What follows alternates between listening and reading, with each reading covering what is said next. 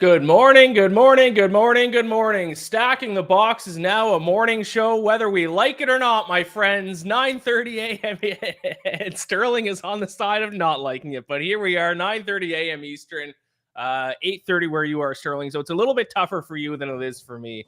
How are you doing on this fine Monday morning outside of being tired? The first words you spoke were 5 minutes ago when you hopped on the show here. Yeah, I didn't get a chance to warm the old voice box up. Fiance's out of town, so I'm not talking to myself. I'm not in the movie Split. I'm not trying to be that character. I don't got 23 personalities like I'm Dr. Pepper over here. I'm excited, though, because during the season, this will be great. It's a breakdown show. We're breaking down every single game, almost first reaction, if you will. I'm very excited for that. August 5th, not so much. You get me on December sometime, January. Oh, hell yeah. I'll be stoked. Yeah, we usually, these Monday morning shows are going to be recapping like the previous day's NFL action. We don't have NFL to recap from yesterday. We do have the Hall of Fame game, which at least one aspect of that that we are going to talk about here.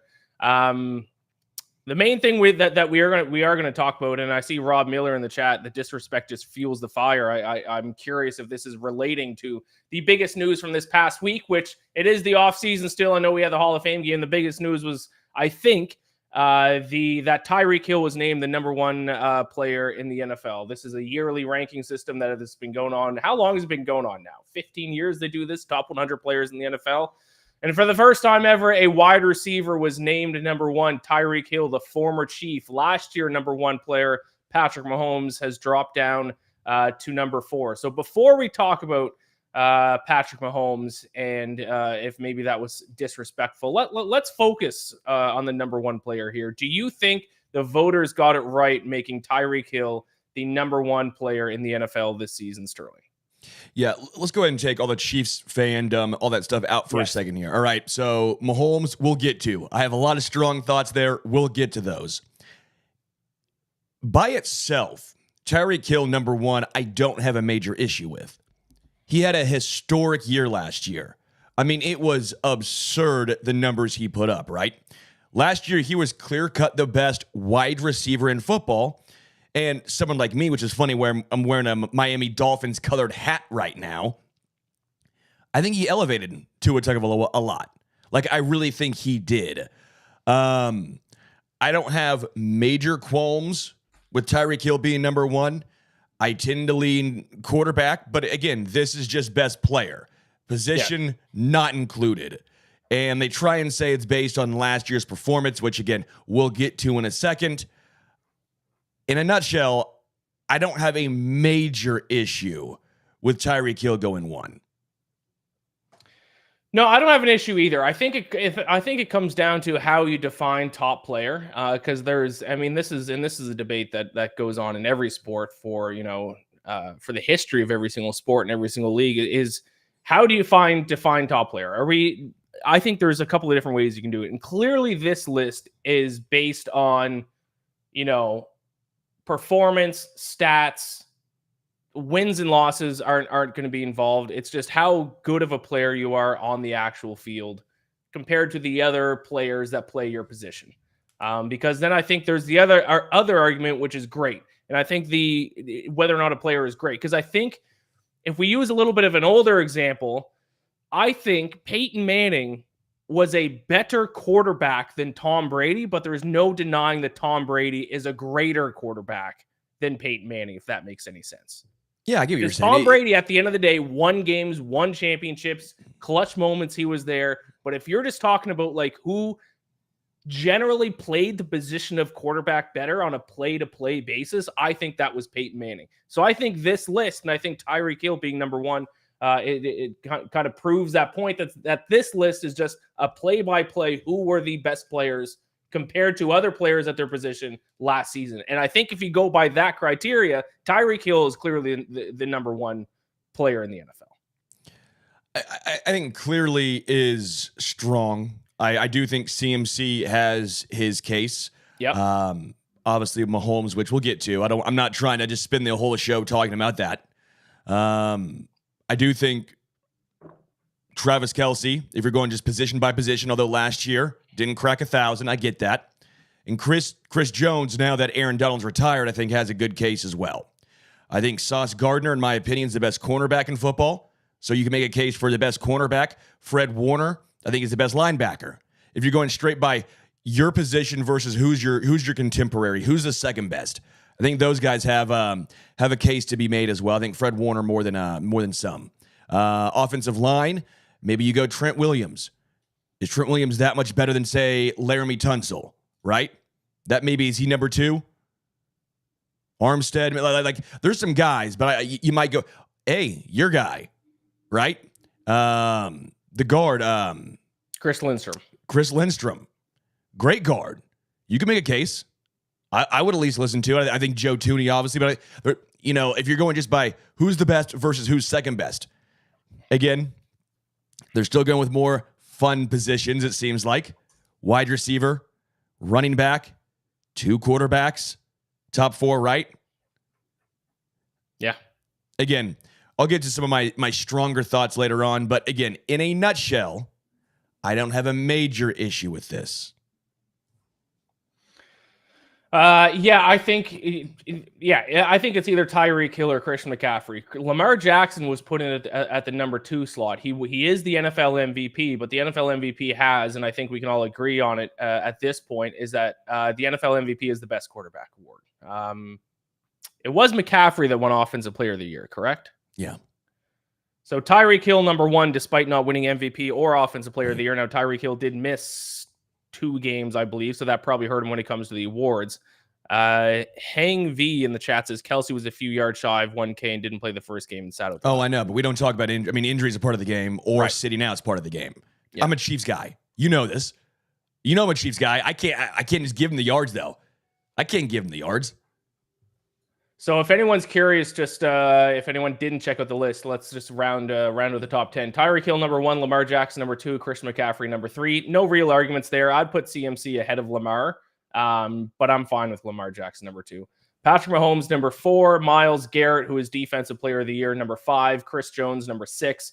Trent Williams, widely regarded as the best offensive lineman, number 7. TJ Watt, number 8.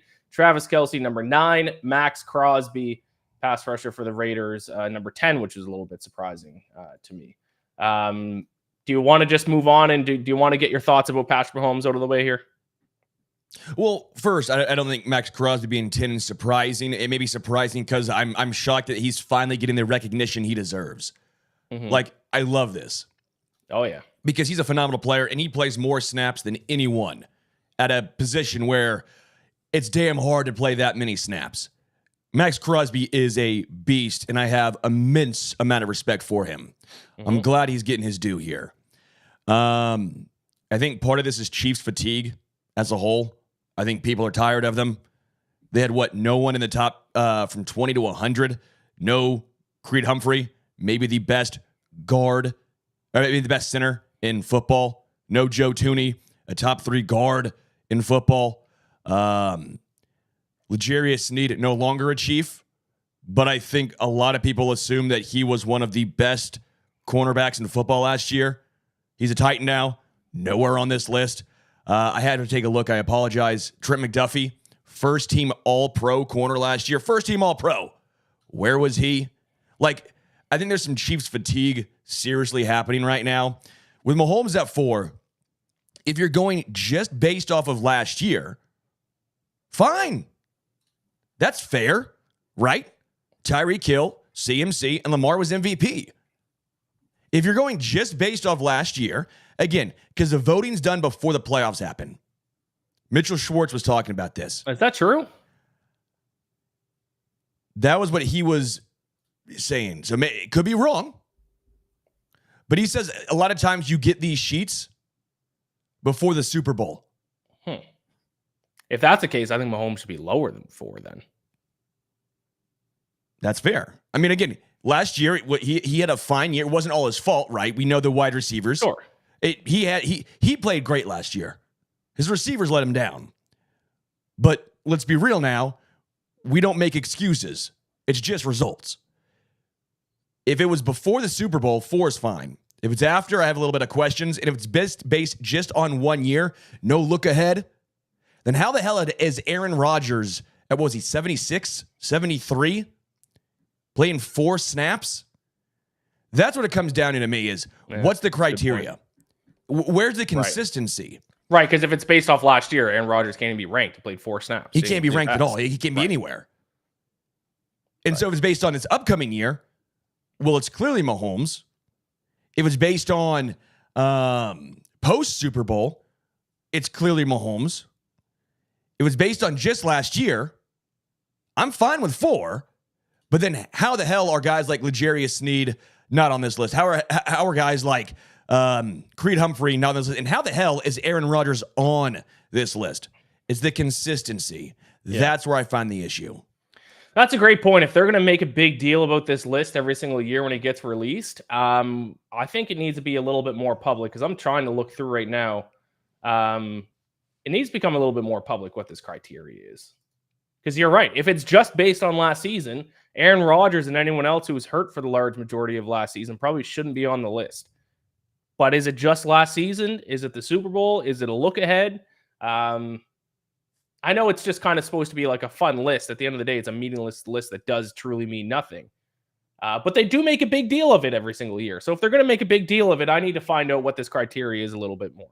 Matthew says they need to take the players out of doing the rankings and have other people doing the rankings. I mean, that's part of it too, is this is apparently all player voted. How much do players know about how good players are in other conferences? Because they're not sitting down and watching football on Sunday. Now, the teams that they do play, especially like divisional teams, that they actually probably watch more than a fan, because they sit down and you have to watch, the amount of film they have to watch of these players on a weekly basis. But if they don't play a team, so I mean, there's 16 teams in a conference. They only play 5 teams from the other conference. So there's like 11 teams in the other conference. They won't even like sit down to watch it all. Yeah. So like that's kind of a flaw in the voting process. I think it's a major flaw. I've said this for the longest time. You can respect the players. And again, here we are making this a bigger deal than it should be. Right. The players aren't analysts. I'm not saying they don't understand the game way better than analysts, because they're playing at the highest level. I get it. They do. But your point rings true, and it's the point I make every single time. They're not sitting down and watching every single game. They watch their team and their opponents. Yeah. And they watch their opponents basically a handful of games, a certain specific amount of games and snaps. They know a lot of times they go by name. They go by name recognition. Mm-hmm. They go by friends. They go by who they went to college with. And that's why I think Chiefs fatigue is a real thing. You think Jamar Chase, who is throwing Patty Mahomes up at 1? Right. Well, I think in that clip, I think he did kind of say Patrick Mahomes number 1. Do you think Josh Allen is out there going, yeah, you know what? I'm putting Mahomes over me. Right. I'm doing it. Like again, do you think Mahomes is putting himself over those, or like putting those guys above him? No, like it's just how it breaks down. I think that when you put the players in it, I think it's fun. I think it's a glimpse at what maybe they think. But also I sit back and go, what happened last time Mahomes was 4? Do you remember this? No. Counting on his hands? Counting on it. After scoring a touchdown, was the playoffs? Against, I think, Lamar, when Lamar was ranked number 1. And he's counting on his hands to let everyone know, I remember where you put me. I'm the 4th best player, right? Soft. I mean, again, you're riling up a guy you don't want to rile up. And I see Hunter, a lot of guys from West Alabama in the NFL, don't take one sentence and say that's my entire thought process here. I said I'm fine with Tyreek Hill. I get it. All I asked was for some consistency. Tyreek Hill is, I bet every single corner, every cornerback said, yeah, Tyreek Hill. That dude cooked me. No issue with that. No one has Tyreek Hill fatigue. No one has Miami Dolphins fatigue. Well, this is... Right. Am I wrong, Ian? Am I wrong? No, it's just, it comes down back to the same thing we talk about every show, Sterling. It's just, I'm sick of Chiefs fans. They win all these championships, and now they're playing woe is me. Like, okay. I'm not playing woe is me. I don't care. I don't give a hoot. Oh, there's Chiefs fatigue. You know why? Media doesn't give us our credit because they're tired of just how good we are. It happened with the Patriots. This is not new. This is not some groundbreaking theory. Yeah. I mean, even if it's true, I can't help but just groan at it. I'm with you. I get it. So, sometimes it is over the top. My whole point here is they put Mahomes at 4. Whatever your rankings are, you can make the argument he's 4. You made the argument that because Aaron Rodgers is on it, then he should be 1. Either way, I don't care that much. All I know is the NFL and the players opened up a can of worms. That's all I'm saying. Between the Raiders and the puppets, and you heard Mahomes talk about that, between them putting him at 4, when last time they put Lamar above him, what happened? Like, he keeps track of these things. He doesn't outwardly go out and talk smack on it. He backs it up and then shows you little glimpses of, yeah, I kept notes. It's like Ryan in The Office when he's taking the little notes on his pad. That's Mahomes. I mean, at the end of the day, Patrick Mahomes last season threw 14 interceptions, only 27 passing touchdowns. Was 1, 2, 3, 6th in the NFL. No, wait. Yeah, around 6th, 7th, 8th, 9th, 10th in the NFL in passing yards per game. Like he can't be rated the number 1 player. I think if winning the Super Bowl is not included, and even if it is, I think 4 is even a little bit too high for how he performed last year. But like, well, what are you supposed to do? Just put a guy at number 1 just because he's Patrick Mahomes, and like you don't want to like piss him off and make him play better next year? Like it's supposed to be a ranking system. I can't put a guy number 1 who threw 14 interceptions.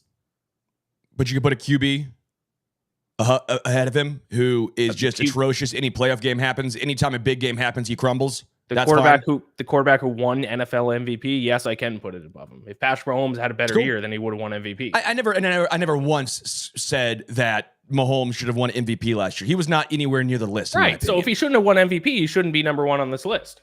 Sure.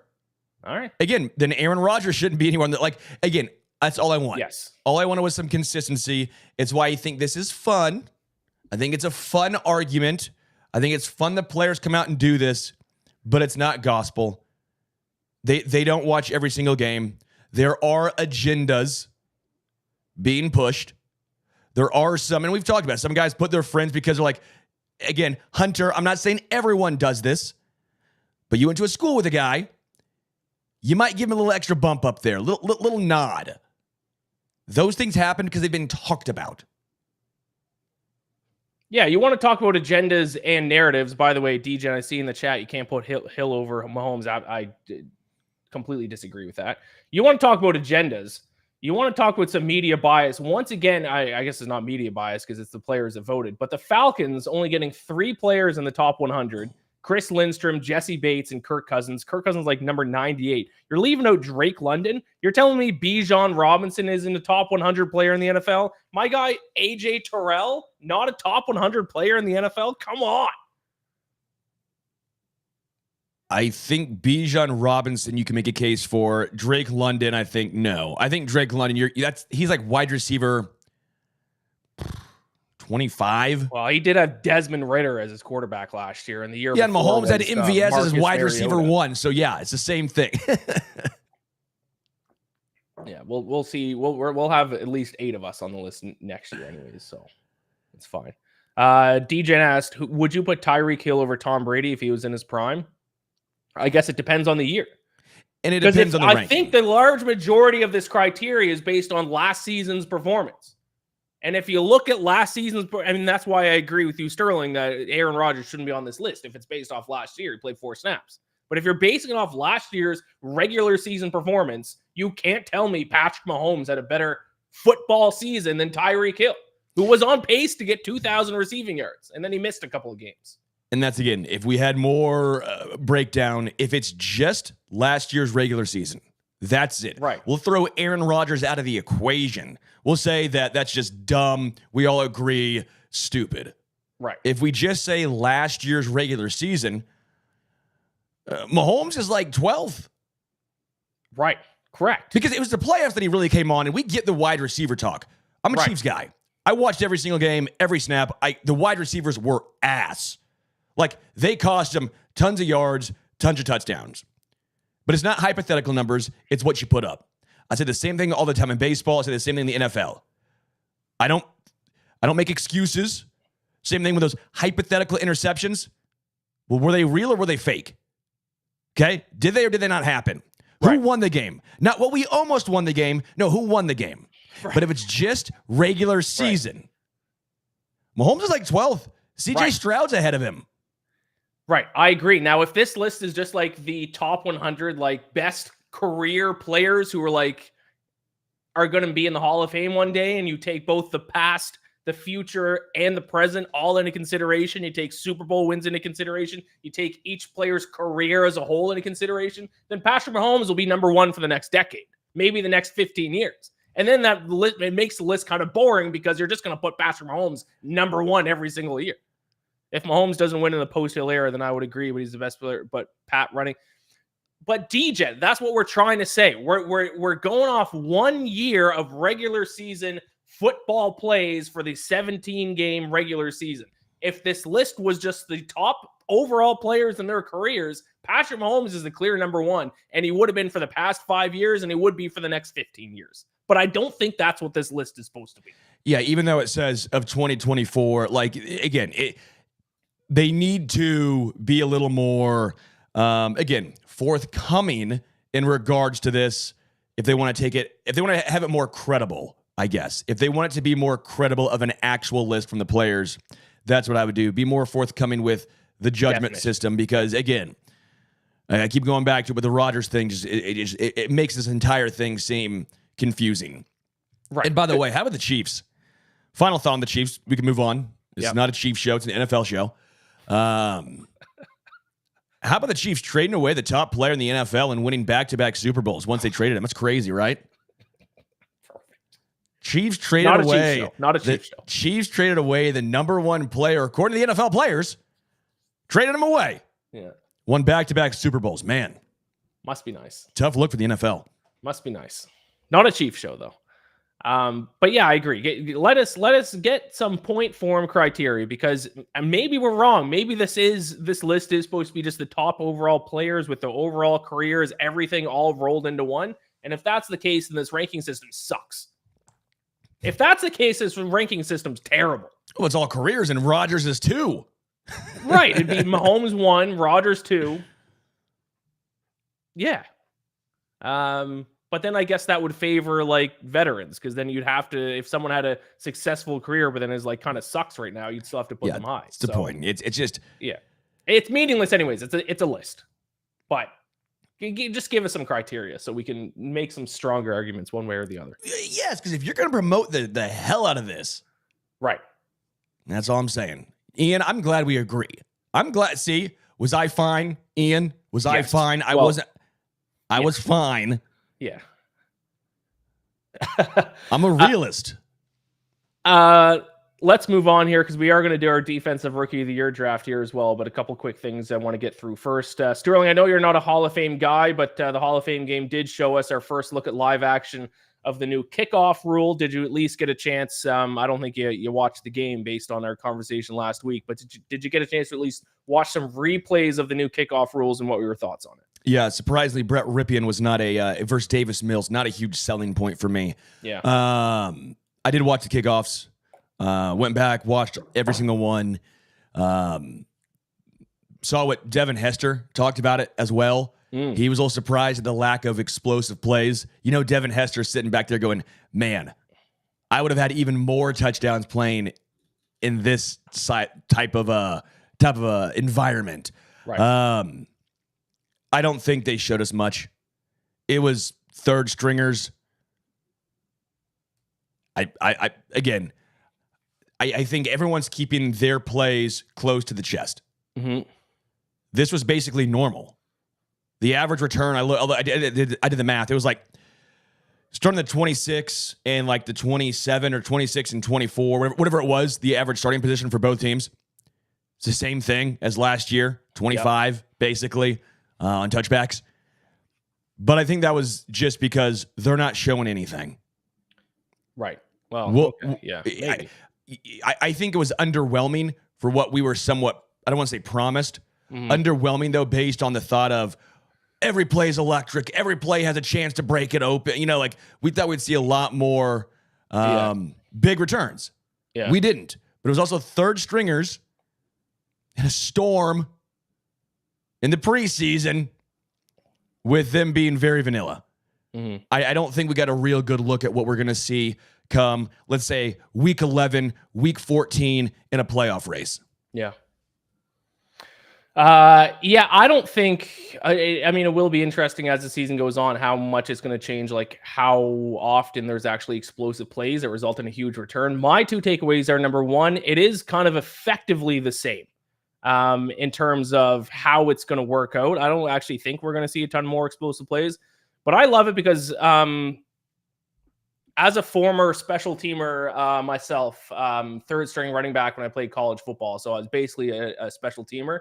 But also I was a 5'9" running back. So I've been on the wrong side of some big hits. I've had my fair share of meeting guys twice my size in the A gap and getting blown up.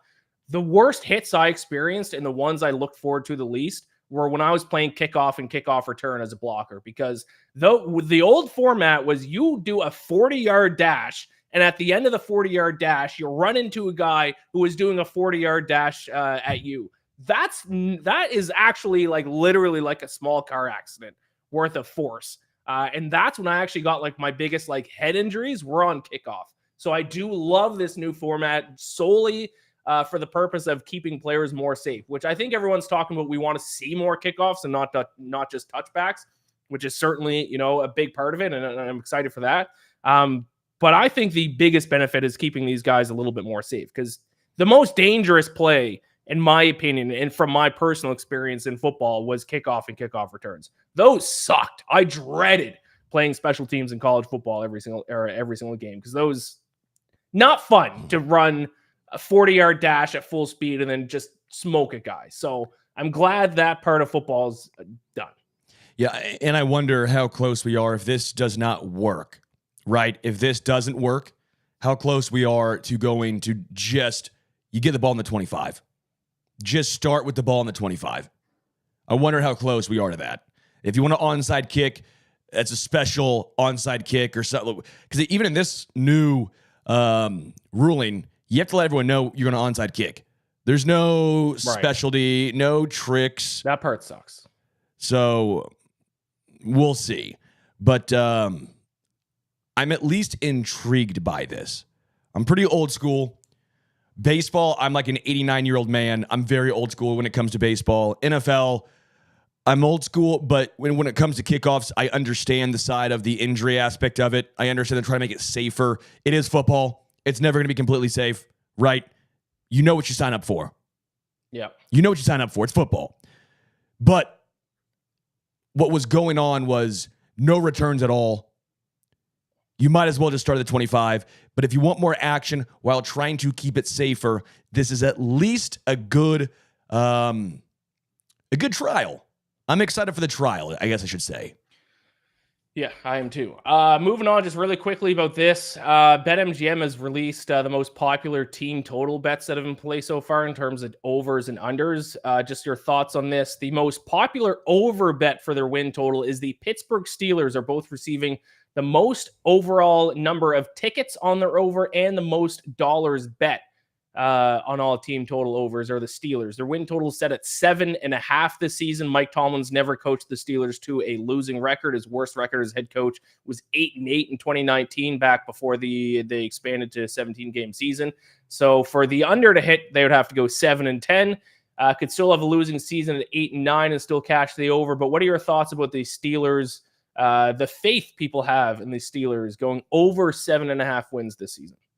It's just faith in Mike Tomlin. That's all it is. Yeah. It's all faith in the almost unbreakable streak of not going under 500. That's what it comes down to. This Steelers team is not good. Losing Deontay Johnson hurts him pretty bad, too. I know he's been injured and he sometimes drops the football. Deontay Johnson is a guy I would love to have had on the Chiefs. Like, if you like, I think every single team would say, yeah, we would take Deontay Johnson. Like, he's a good wide receiver. Losing him when you already have question marks with your two potential quarterbacks, not great. I think offensively, they're not good. Defensively, they'll be solid. But they play in a really good AFC North. You're playing Baltimore twice. Play the Bengals twice, right? Like, you play the Browns twice. I mean, the Browns aren't great, but at least defensively, they're good. That's just tough, man. I would not touch this bet. Yeah, to your point there, the Steelers actually have the most difficult schedule in the NFL this season based on their opponents' projected win totals. Yeah. Steelers by far the most difficult schedule in the NFL this year. Falcons have the easiest, so that alone makes me scared. Also, that plus the fact that Arthur Smith is their offensive coordinator, so expect a lot of jet sweeps to their backup tight end. The most bet under team by dollars. They have the second most tickets for their under. The most bet under by tickets are the Bears under 8.5, but second most total tickets bet and most dollars bet are on the Cowboys under 9.5, which is surprising because I actually really like the over for the Cowboys. 12-5, 3 straight seasons. I know they didn't make a ton of acquisitions on offense or in the offseason. They got Eric Kendricks, the linebacker, which I thought was a good acquisition by them, but they're largely returning the same roster as last year. Like I said, 12-5, 3 straight seasons, but their win total is 9.5, and they are getting the most money bet on their under. Yeah, I don't get that at all. Yeah.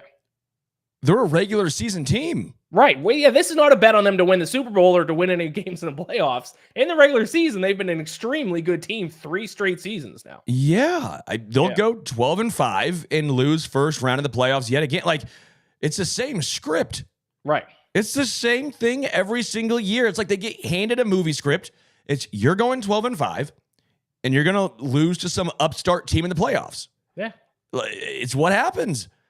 So, and I mean, they could even regress a little bit this year. They could go 11-6. They could go 10-7, and the over would still hit. They'd have to go 9-8 for the under to hit, and people are pounding that. I can't imagine a world the Cowboys go 9-8 if they stay healthy. Again, we're talking regular season. Right. Regular season. I'm ripping the over.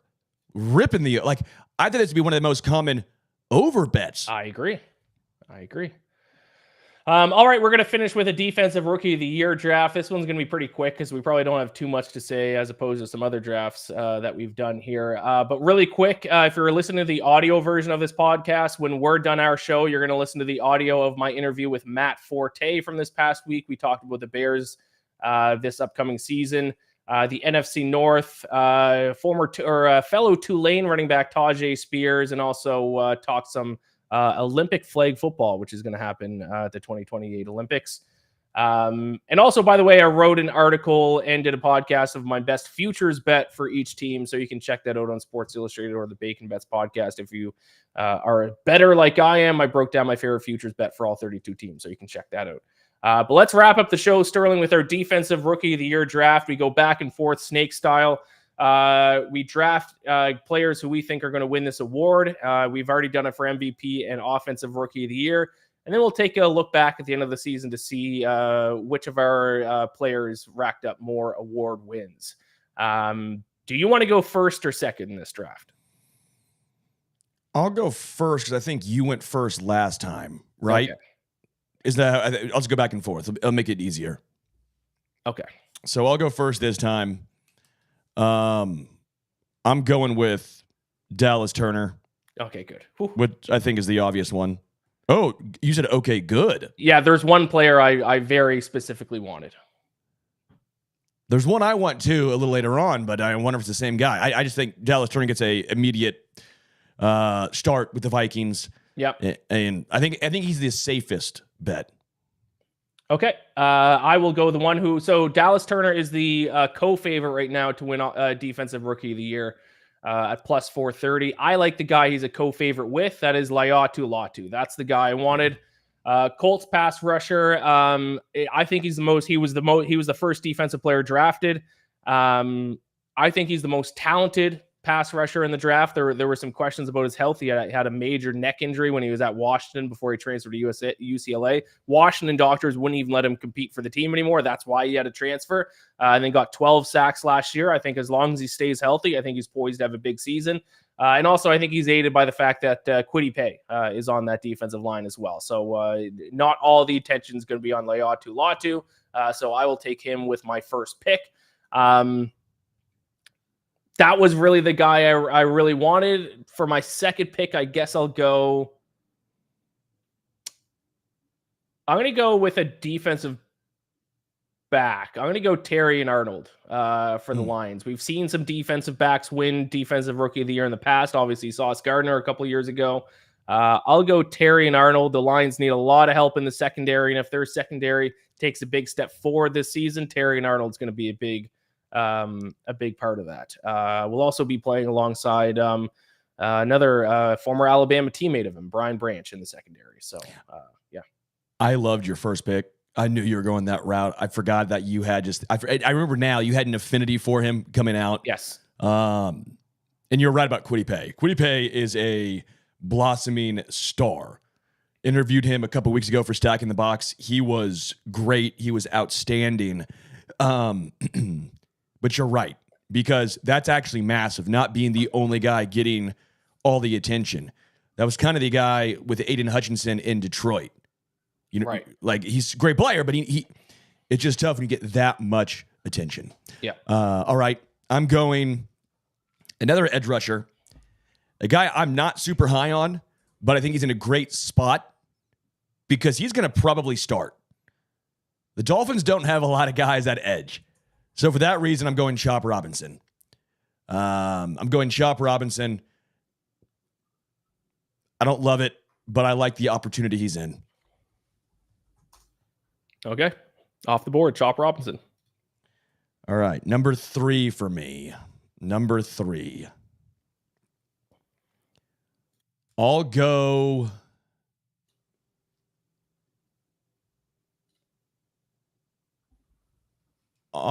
I'll go Cooper DeJean. Okay. It's a little off the board. I like it, though. I like it. Well, because I think he's a really good cornerback. I said he was the best cornerback coming out of college. I loved him coming out of Iowa. Huge fan of his. Sure. The Eagles need a lot of help in the secondary. So right. I think he might start right away. Right. There's a chance he starts, and if he starts and the Eagles have a decent year, because I think record-wise they will, they'll get a lot of eyes on them. I think you're forgetting, though, that they also have Quinyon Mitchell. I know. I was going back between him and Quinyon. Okay, you went Cooper. Right, I went Cooper. Enough. I went back and forth. All right. I will take Jared Verse, who's third on the odds list to win Defensive Rookie of the Year, the Rams. Little bit of an issue now. I mean, I'd like it a lot more if they still had Aaron Donald. So then, I mean, that would open Verse way up because they'd be just double and triple teaming Aaron Donald. So probably going to put some focus on him now.